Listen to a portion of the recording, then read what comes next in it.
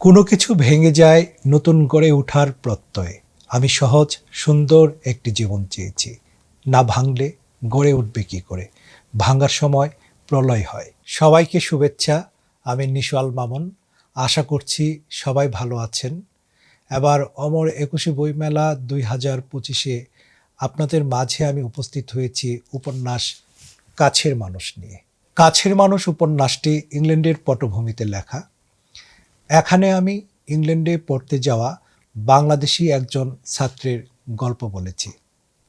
বাংলাদেশের ছাত্রটি পড়তে যেয়ে বাস্তবতার যে সম্মুখীন হয়েছে, আমি সেই গল্প এখানে বলেছি। তার পড়াশোনা, তার নিজের যে স্বপ্ন, তার পরিবারের যে স্বপ্ন, এখানে সেই গল্পই তুলে আনা হয়েছে। উপন্যাসটির মূল চরিত্র পিয়াস। পিয়াসকে ঘিরে উপন্যাসটি ধীরে ধীরে সামনের দিকে এগিয়ে নেওয়া হয়েছে। পিয়াসের সঙ্গে একই ডিপার্টমেন্টে লিজা নামের একজন বাঙালি মেয়ের পরিচয় হয়।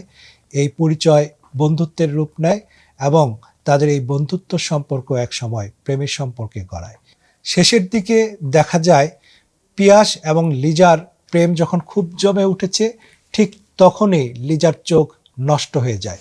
ধীরে ধীরে সে তার চোখের দৃষ্টিশক্তি হারাতে থাকে।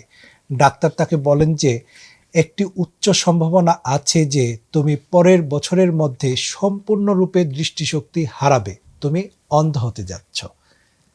লিজা সেভাবে প্রস্তুতি নিতে থাকে, কিভাবে ব্রেল পড়তে হয়, নিত্যদিনের কাজগুলো করতে হয়, ল্যাপটপ ব্যবহার করতে হয়। পিয়াসের গভীর ভালোবাসা লিজাকে নতুন করে বাঁচতে শেখায়। ধীরে ধীরে গল্পের মন নেয় নতুন এক বাঁকে।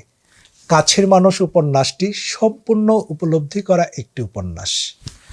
আশা করছি উপন্যাসটি আপনাদের ভালো লাগবে। আর আপনাদের ভালো লাগলেই আমার এই পরিশ্রম, আমার এই জেগে থাকার প্রতি মুহূর্ত রাত সার্থক হবে।